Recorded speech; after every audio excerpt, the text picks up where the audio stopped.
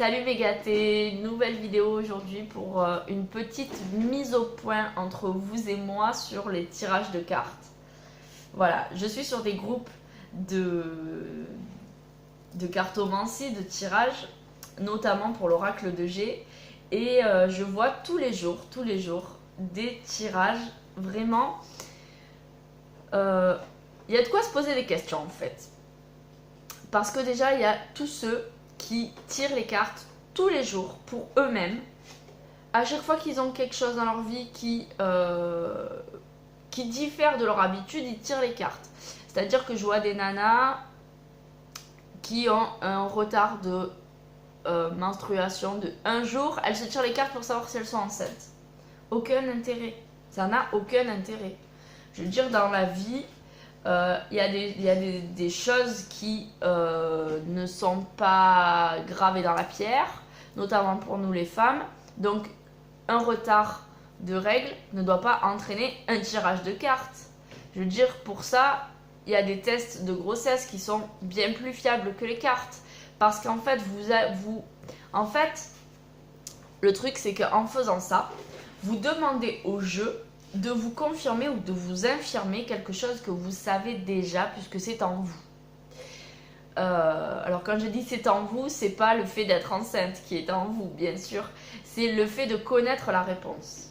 En fait, vous cherchez au travers des cartes une confirmation de la réponse à votre question.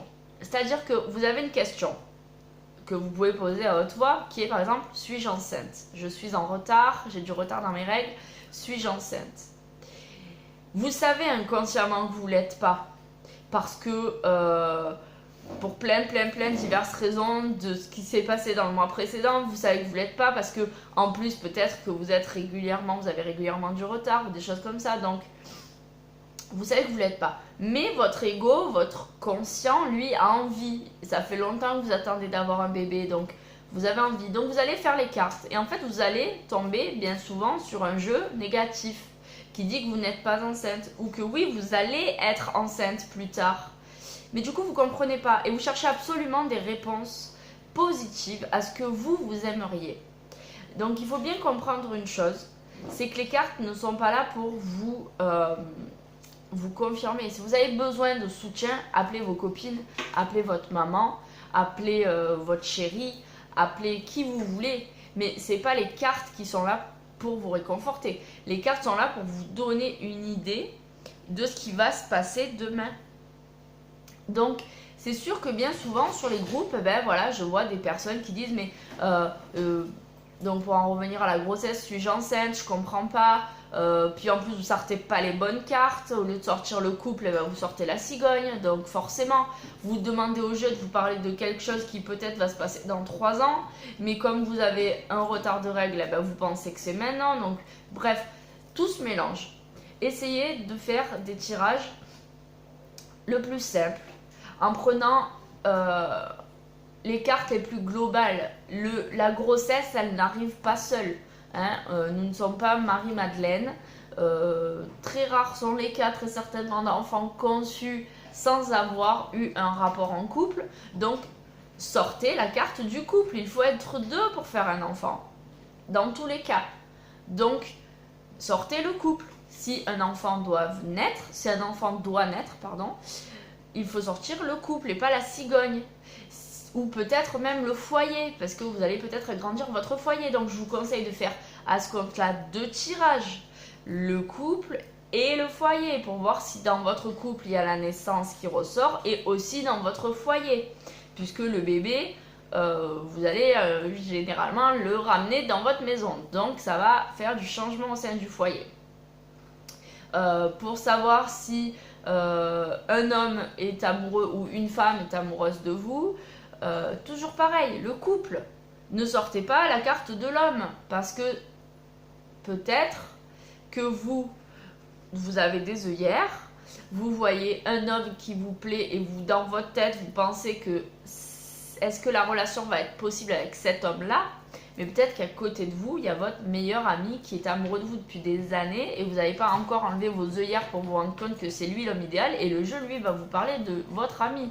Mais vous, en fait, vu que le jeu va être magnifique parce qu'il vous parle de cet ami, vous allez vous engager dans une relation qui n'a pas d'avenir. Donc, vous n'allez pas comprendre en fait ce qui se passe dans les cartes. Le problème, c'est ça. Il faut tirer les bonnes cartes pour avoir les bonnes réponses. Et ensuite, n'essayez pas absolument de trouver dans vos jeux des réponses qui n'existent pas. C'est-à-dire que, bien souvent, déjà quand on se tire les cartes à soi, on est parti pris. Donc, on a un œil sur notre vie puisque nous la vivons tous les jours. Et d'ailleurs, je vous souhaite de vraiment vivre votre vie tous les jours. Nous sommes là pour expérimenter, pour vivre. Donc, déjà, petite parenthèse, ne faites pas les cartes à chaque fois qu'il y a un changement dans votre vie. Vous avez un retard de règles, ne faites pas les cartes. Laissez faire, vous ferez un test de grossesse. Les cartes ne sont pas un test de grossesse. Vous avez un petit accrochage à votre travail avec votre patron, ne faites pas les cartes pour savoir s'il va vous virer, s'il faut vous mettre en maladie. Je veux dire, ça n'a pas d'intérêt de se faire les cartes tous les jours pour tout et n'importe quoi. Moi, je vous conseille de plutôt vous faire un tirage mensuel ou vraiment si quelque chose d'important se trame dans votre vie, dans le mois, je sais pas, par exemple, vous êtes en train de signer pour acheter une maison, vous deviez avoir une réponse dans la semaine et la réponse n'arrive pas. Vous essayez de joindre l'agent immobilier ou le notaire, ça ne répond pas. Où on vous annonce du retard. Là oui, faites-vous les cartes pour voir un petit peu dans quelle direction vous allez. Là, les cartes vont vous répondre, vont vous aiguiller, vont vous dire que peut-être il y a encore des papiers à faire, que peut-être la personne qui vous vend la maison est indécise, que c'est pas le bon moment, etc. Voilà, mais ne faites pas les cartes tous les jours. D'abord parce qu'arrive à un moment donné, vous arrivez à saturation, les cartes ne vous disent plus rien, elles vous disent même n'importe quoi. Et donc ensuite, le truc c'est que vous êtes parti pris. Donc vous vivez votre vie, que vous la ressentiez agréable ou moins agréable, malheureusement. Mais c'est toujours pareil, c'est un ressenti. Sachez que dans toutes les situations qui peuvent survenir dans votre vie, il y a toujours une raison. On ne s'en rend pas toujours compte au moment parce qu'on est empris de chagrin, de tristesse, etc., etc. Mais plus tard, avec du recul, on se dira, quelque part, heureusement qu'il m'est arrivé ça ou que j'ai eu ce chagrin parce qu'aujourd'hui, j'ai pu trouver quelque chose de mieux, je me suis relevée. Je sais ce que ça fait d'être en dépression pour peut-être aider quelqu'un qui lui est actuellement en dépression, etc., etc. Donc voilà, vivez votre vie. Et le fait d'être parti pris, ça signifie que bien souvent, quand on se tire les cartes, on n'arrive pas à les interpréter. Pourquoi ? Parce qu'on cherche tout de suite. C'est notre cerveau qui est comme ça, c'est notre ego qui est comme ça. On cherche tout de suite à avoir une corrélation avec ce qu'on vit. C'est-à-dire que vous êtes en couple, tout est beau, tout est rose, votre chéri vient de vous offrir un bouquet de roses ou votre fiancé vient de vous dire ce soir chéri, je te fais un bon repas, ensuite suivi d'un massage et d'une bonne soirée télé, voilà. C'est merveilleux, vous venez de vivre une soirée extraordinaire, le lendemain vous tirez les cartes et vous voyez la dispute. Alors que tout va bien. Mais de suite dans notre tête, on se dit mais je comprends pas, j'arrive pas à lire le jeu, c'est bizarre. Oui, parce que aujourd'hui vous vivez une relation belle et sereine, mais dans la vie, tout change. Donc le jeu vous parle du futur, donc ne vous mettez pas bille en tête que le jeu vous raconte n'importe quoi, que vous ne savez pas le lire, vous savez le lire. C'est juste que vous ne voulez pas entendre ou voir ce que le jeu vous montre. C'est différent. C'est là qu'il faut faire attention lorsque l'on se fait les cartes. Soit vous les faites faire par quelqu'un d'extérieur et du coup en fait quelque part on a confiance parce qu'on se dit que la personne en face c'est ce qu'elle raconte et du coup si elle nous annonce une dispute, vous l'accueillez comme ça. Soit vous faites vous les cartes et vous acceptez que votre situation va changer. Les cartes c'est le futur. Le futur, nous ne savons pas ce qui se passe, même si dans notre vie tout est réglé comme une horloge. Je sais que demain je vais travailler chez mon patron. C'est comme ça tous les vendredis depuis des années et des années. Ok. Mais peut-être que demain vous n'irez pas travailler. Pas parce que il va vous arriver quelque chose. Parce que peut-être votre patron va avoir un imprévu dans sa vie, va vous passer un coup de fil et va vous dire, tu sais, machin, demain ne viens pas travailler parce que je dois partir en urgence à tel endroit et que je ne pourrai pas t'ouvrir la boutique. Acceptez que nous ne maîtrisons pas tout. Et heureusement que dans notre vie, il y a des imprévus, qu'ils soient bons ou mauvais, heureusement. Donc, voilà, ne cherchez pas toujours des réponses à vos questions. Surtout si vous attendez que le jeu vous dise ce que vous voulez entendre. C'est pas le but. C'est pas le but. C'est pas le but de la voyance, c'est pas le but de la médiumnité, c'est pas le but de la clairaudience.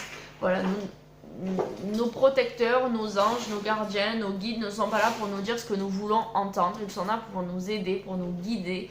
Les cartes, c'est un support merveilleux pour pouvoir aussi avancer. Tout n'est pas gravé dans la pierre. On vous fait un tirage qui est un peu compliqué, un peu difficile. C'est peut-être justement l'occasion pour vous de mettre en œuvre un autre chemin pour avoir un résultat meilleur.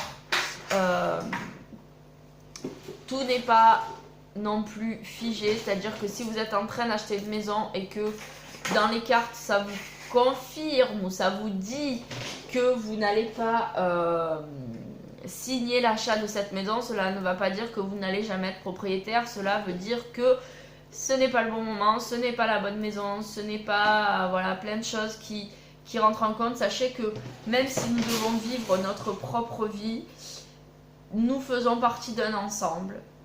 Nous ne maîtrisons pas tout et il faut que tout autour de nous se mette en branle pour que nos propres projets fonctionnent. Donc des fois, les projets n'aboutissent pas parce qu'autour de nous, pour les personnes à l'extérieur, ce n'est pas non plus le bon moment. Donc tout vient à point, à qui c'est attendre. C'est une expression que vous avez sûrement entendue et elle est totalement vraie. Tout vient à point, à qui c'est attendre. Soyez patient. Si vous le voulez avec votre cœur et pas avec votre ego, ça viendra, vous l'aurez. C'est très important de vivre les choses avec son cœur et pas avec son ego. C'est-à-dire que comment savoir si c'est votre cœur ou que si c'est votre ego qui parle? Eh bien tout simplement parce que l'ego se la pète. Inconsciemment, l'ego se la pète. C'est-à-dire que vous avez un mendiant par exemple en bas de chez vous qui fait la manche régulièrement. Si vous lui donnez un ticket resto, 2 € ou un sandwich, vous l'avez fait avec votre cœur très certainement, à condition que vous l'ayez fait alors que vous êtes tout seul, c'est-à-dire qu'il n'y avait personne autour de vous. C'est-à-dire que si vous passez tous les jours devant cette personne qui fait la mendicité et que vous lui donnez jamais rien, mais que le jour où dans votre voiture vous avez votre copine et pour vous la péter vous donnez quelque chose au mendiant, c'est pas le cœur, c'est l'ego. Pareil, si vous êtes seul dans votre voiture et que vous donnez 2 € à cette personne, vous vous dites je le fais avec le cœur, ça me fait plaisir, il n'y a personne qui le voit, c'est entre lui et moi. Mais si quand vous rentrez chez vous, vous arrivez au boulot, vous criez sur tous les toits que vous avez donné 2 € à quelqu'un qui faisait la manche, ça vient plus du cœur, ça vient de l'ego. C'est parce que vous avez besoin d'entendre, de vous réconforter, de vous dire ah ben purée, ce que j'ai fait c'est bien. Mais quand on fait quelque chose de bien avec le cœur, on n'a pas besoin de reconnaissance. On a juste besoin de le faire parce qu'on en a envie. Et ça, c'est vous allez ressentir un bonheur extraordinaire. Et faites de plus en plus, tous les jours, des choses avec votre cœur. Alors, je ne vous dis pas de donner des tickets resto ou de l'argent à tous les mendiants. Malheureusement, on ne peut pas accueillir sur nos épaules toute la misère du monde. Mais des petits gestes tout simples. Ça peut passer par vous faites vos courses, il y a une personne âgée qui a du mal à pousser son caddie pour arriver à sa voiture ou qui a peur de s'engager sur l'escalator, tenez-lui le bras. Une personne âgée qui a un pack d'eau et qui veut le mettre dans son coffre et qui a du mal à le porter, ça vous prend 10 secondes. Bonjour, je peux vous aider, vous prenez le pack, vous le mettez dans son coffre et vous partez, point. Je veux dire, ça c'est des choses qu'on fait avec le cœur. Ça ne nous prend pas de temps, ça ne nous coûte rien. une fois par jour, essayez de faire le bonheur de quelqu'un. Parce que vous, ça vous aura pris 10 secondes de mettre un pack d'eau dans le coffre de la personne. Mais cette personne, ça lui procure une joie immense. Voilà. Et plus vous allez être dans le cœur, plus vous allez ressentir l'amour autour de vous. Et ça va changer votre vie. C'est quelque chose, un sentiment extraordinaire que je vous souhaite à tous. De ressentir l'amour autour de vous. Sachez une chose, c'est que pour en revenir aux cartes, les cartes ne sont pas là pour vous donner de l'amour, pour vous réconforter. Comme je vous ai dit, vous voulez du réconfort, appelez une copine, mais ne vous tirez pas les cartes parce que déjà, comme vous êtes parti pris, si vous êtes dans une mauvaise passe, vous allez voir des choses négatives au travers des cartes et vous n'allez plus voir le positif. Parce que oui, un accident, quelque chose comme ça peut ressortir sur les cartes. Oui, c'est négatif, avoir un accident, un accrochage, abîmer sa voiture, c'est négatif. Mais quel est le positif qu'il y aura derrière? Peut-être que vous allez rencontrer votre chéri en allant à l'assurance, votre futur mari en allant porter vos papiers à l'assureur, je ne sais pas. Donc voilà, lisez, comprenez, écoutez, prenez, mais ne vous faites pas tout un plat. Ne vous tirez pas les cartes tous les jours pour voir si ce que vous avez vu hier, ça va vraiment se passer. Ça ne sert à rien, à part vous épuiser et puis vous montez l'esprit, vous ne ferez rien de plus. Le fait de vouloir se faire les cartes tous les jours, c'est notre ego qui parle. Vivez votre vie, soyez heureux. Je pense que j'ai dit tout ce que j'avais à dire pour aujourd'hui.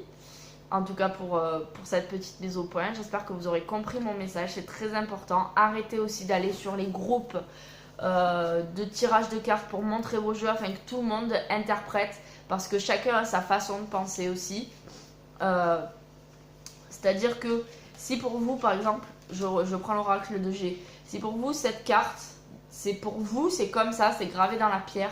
C'est que c'est une dame âgée.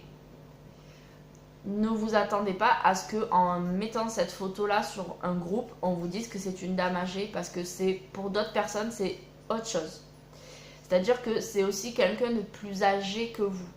C'est-à-dire que moi je vais avoir 30 ans, ma meilleure copine a 35 ans par exemple, eh bien elle est plus âgée que moi. Elle est peut-être plus mature parce qu'elle a plus d'enfants, parce qu'elle a un vécu différent. Donc ce n'est pas quelqu'un de plus âgé au sens une personne âgée du 3e âge. C'est peut-être quelqu'un de plus âgé que nous. C'est peut-être aussi juste le symbole de la maturité. J'ai 30 ans, cette carte elle peut sortir dans mon jeu parce que pour certains domaines de la vie, je suis plus mature. Donc effectivement, vous faites les cartes, vous attendez des réponses, vous n'arrivez pas à les voir, à les lire, à les entendre. Vous balancez vos tirages qui sont souvent entre guillemets mal fait parce que vous n'utilisez pas le bon domaine pour la bonne question. Vous balancez ça sur un truc, on vous donne une interprétation qui est totalement différente de celle que vous étiez faite. Ouais, c'est sûr que c'est le chaos dans votre vie, surtout si vous ne vivez que par ça. Ce doit être un support pour vous aider, pour vous aider à prendre certaines décisions, mais ça ne doit pas, ce qui doit rythmer votre vie. Et malheureusement, je le vois beaucoup sur les groupes. Je vois des gens qui sont tellement omnubilés par les cartes qu'ils mettent des tirages tous les jours, proposent de faire des tirages en échange, qu'on leur fasse des tirages parce que le jeu qu'ils ont tiré ne leur convient pas. Alors ils attendent que peut-être si quelqu'un les leur tire, ils leur donnent une réponse différente et plutôt ce serait la réponse que eux attendent. Donc ça ne sert à rien. Ça ne sert à rien. Je veux dire, si vous êtes en bac littéraire et que vous passez le bac scientifique et que vous ne savez pas ce que c'est une division, vous aurez beau passer le bac 36 fois, le faire passer tous les ans, tant que vous n'aurez pas appris ce qu'est une division, vous ne réussirez jamais votre bac scientifique. Vous voyez, c'est peut-être un exemple un peu farfelu, mais voilà, restez dans votre catégorie. Vous êtes un littéraire, faites du littéraire. Rien n'empêche d'apprendre à faire autre chose. Mais c'est pas parce que vous allez passer 10 fois le bac scientifique sans le réussir qu'il faut persévérer, surtout si derrière vous n'avez pas les capacités ou les connaissances qui font que vous pouvez le réussir. C'est pareil avec les cartes. Si le jeu vous dit que c'est comme ça, il y a des personnes qui, dans l'année, par exemple, vous n'allez pas être en couple cette année, en année 2017, ça ne sert à rien de tirer 500 fois les cartes du couple pour savoir si cette année vous allez être en couple. Si c'est comme ça que cette année doit se dérouler, ça ne sert à rien de demander à Pierre, Paul ou Jacques de vous faire un tirage de couple en espérant que ça va sortir, que vous allez rencontrer quelqu'un cette année. Vous voyez? C'est vivez et prenez les choses telles qu'elles sont. Et peut-être que si vous êtes dans cette optique de vouloir rencontrer quelqu'un cette année, c'est pas bon. Essayez de lâcher prise et peut-être que les choses vont changer et que vous rencontrerez quelqu'un. Mais tant que vous êtes dans ce couloir-là, le chemin, c'est que vous ne rencontrerez personne. Donc, acceptez et peut-être changer des choses dans votre vie. Si vous êtes actuellement sans emploi et que vous passez toutes vos journées chez vous et que la seule personne que vous voyez, c'est votre factrice, eh bien, comment voulez-vous rencontrer quelqu'un? Donc c'est sûr que le jeu vous dit que non, vous ne rencontrerez personne. Donc remettez-vous en question et dites-vous qu'est-ce qu'il faudrait que je fasse alors pour rencontrer quelqu'un et changer les éléments dans votre vie. Voilà, les cartes sont un support, sont une aide, sont un bon ami qui vous permet d'analyser votre vie. Donc voilà à quoi ça sert de se tirer les cartes. De trouver des nouvelles solutions ou d'apporter des changements à vos situations pour que ça change. Si vous ne voulez pas que ça change, vous aurez beau faire les cartes 36 fois dans le mois, ça ne changera rien. C'est à vous de changer. C'est pas aux cartes de changer leur façon de vous dire ce qui va se passer chez vous. C'est à vous de changer votre vie. Voilà. J'espère que le message aura été entendu. C'est une vidéo un petit peu longue, 22 minutes, mais voilà, j'ai dit ce que j'avais à dire. Je pense que c'était nécessaire. Je vous fais plein de gros bisous. Je vous dis à très bientôt pour une nouvelle vidéo qui sera sûrement sur le tarot persan de Madame Indira. Gros bisous à tous, à bientôt.